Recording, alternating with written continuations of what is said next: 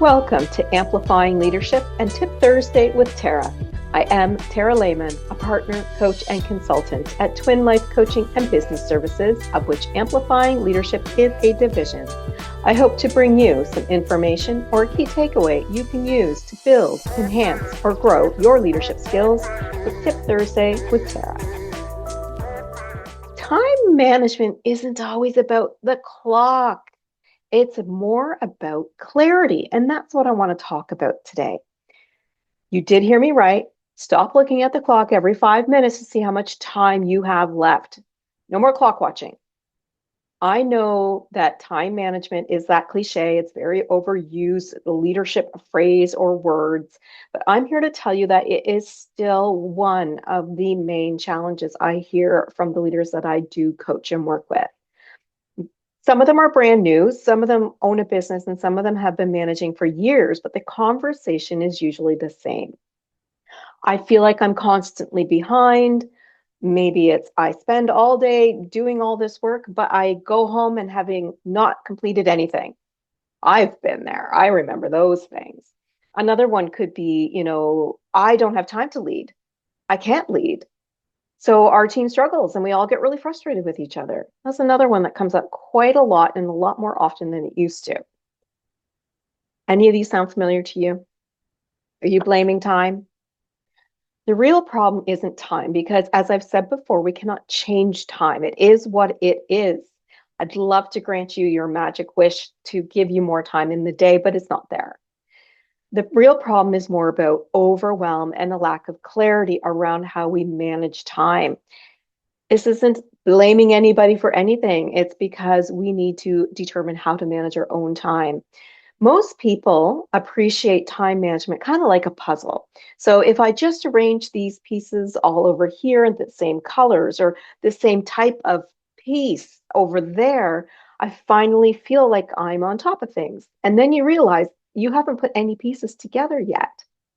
You're just organizing them. And so now you have beautiful colors all arranged in one spot on your table, and you have all the same puzzle pieces all lined up.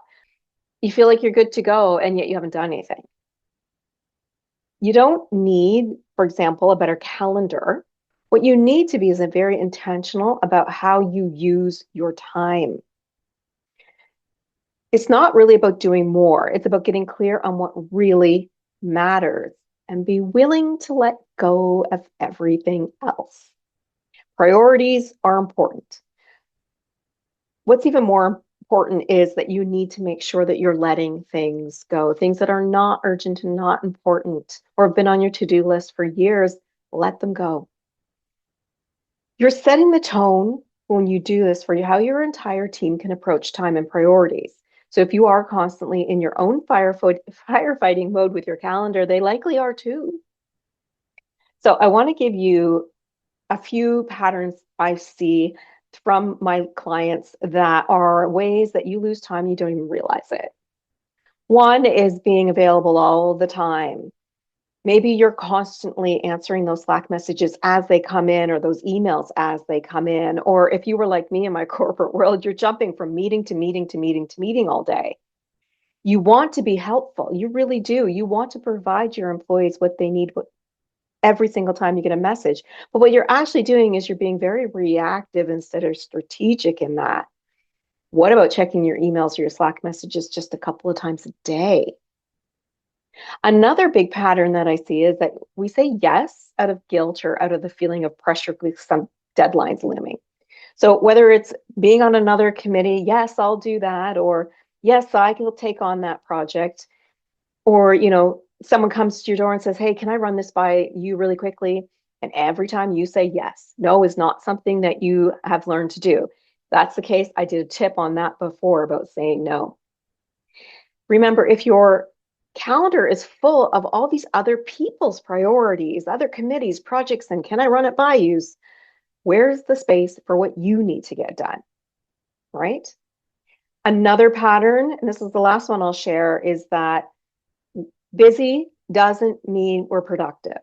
If your to-do list and your tasks are filling your calendar and you're doing other people's projects and committees, it's not traction. You're stuck in some sort of cycle where you have to learn to say no. You have to be less available, but still available for your employees, but less available so that you can stop that spin cycle, that circle, and you can actually use strategy to lead your teams. Here's this week's challenge for you. I want you to pick just one day, just one. Your slowest day that you might have, and I want you to take a few minutes to audit it. Only a couple questions, but I really want you to look at this really hard in what you did in a day. What did I do that had real impact? You want to make sure that you're not just doing for doing. What did I do that had real impact? The next question, what drained my energy without moving me forward in anything? Was it that meeting you didn't need to be in? Was it that you left your door open and people came every minute of every hour when maybe you could have some do not disturb focus time? What can I delete, as in not do? What can I delegate to somebody else? What can I defer to a later date? Or what can I even restructure as a process so they can be more efficient, looking for those inefficiencies? For example, if you look at your email and your Slack messages continuously all day, try doing it at 9 a.m., at noon, and at 4. Tell your team you're doing it. The small act of this reflection will start helping you understand where that time may be being lost. And the more clear you are on this, the more in control that you're going to feel, and you'll be able to say no. Even when your schedule is full, you'll feel better. And if you're ready for more about time management and some organization, and you're a leader who's just tired of getting through every day with overwhelm and hearing yourself, I have no time for that. You want to start owning your time, your priorities, and your leadership presence. You are who I built my Rise Leadership Program for. Our It's All About Time module does start in July 2025 if you're listening to this late, but you can go to our link that I will put in the episode notes to see when the next time management model is. But it is built to help you with time management and organization. And that's what I want you to work on this week. I work with leaders every day to turn insights like this into real world results. You can lead with more confidence, clarity, and calm. And it starts by reclaiming how you manage your time.